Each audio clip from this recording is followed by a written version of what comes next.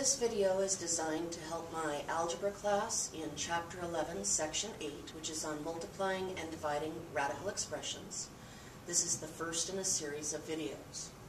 So as you can see, the problem we're given is to take the square root of 3 times the square root of 6.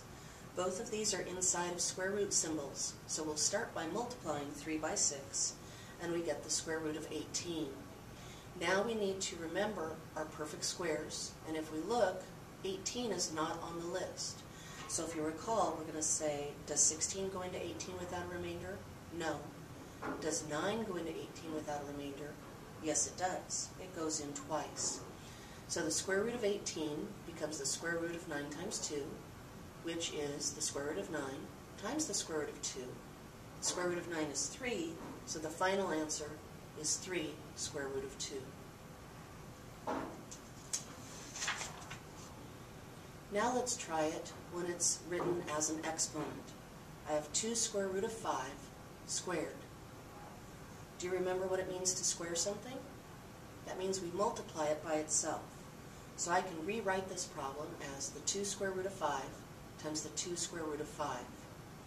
Now, the 2's on the outside are both regular coefficients, so they will get multiplied together, and 2 times 2 becomes a 4.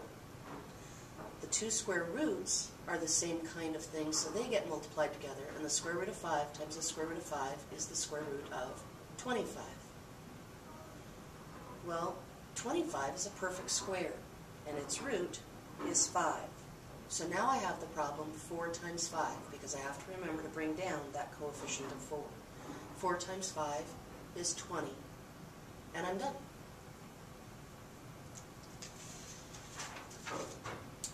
Now let's try some with variables. 3 times the square root of 8x times the square root of 9x. Notice that I don't have to write the multiplication symbols. They're implied because they're next to each other. The 3 is going to stay the same, but the square root of 8x stays the same for now. And did you notice that 9 was a perfect square? So I pulled out his root of 3, but I left that x right there inside the square root symbol. Now I can take the 3 times 3 and make it 9 and have the square root of 8x squared. I can split this into 2 parts to help my brain. The 8 breaks down as the square root of 4 times the square root of 2. The square root of x squared. Square root of 4 is 2. Square root of 2 stays the square root of 2.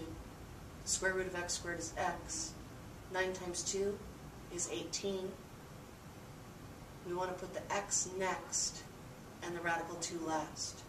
We like radicals to be last, otherwise we might think that something else written out here is inside the square root symbol, when it's really not. Now this is not the only way we could do this problem. There's actually a second way we could approach it. We could have taken these 2 radical symbols and multiplied them together. So as an alternative, we could have gotten 3 times the square root of 72 x squared. This 3, of course, will come down. We'll break this into the square root of 72 times the square root of x squared. Now, 72 is not a perfect square, but let's think about our perfect squares and see if we can come up with one that will go into 72. Turns out I know that 36 will go into 72 2 times.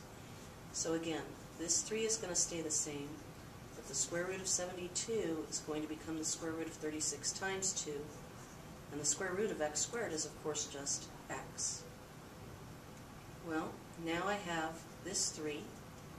The square root of 36 is 6.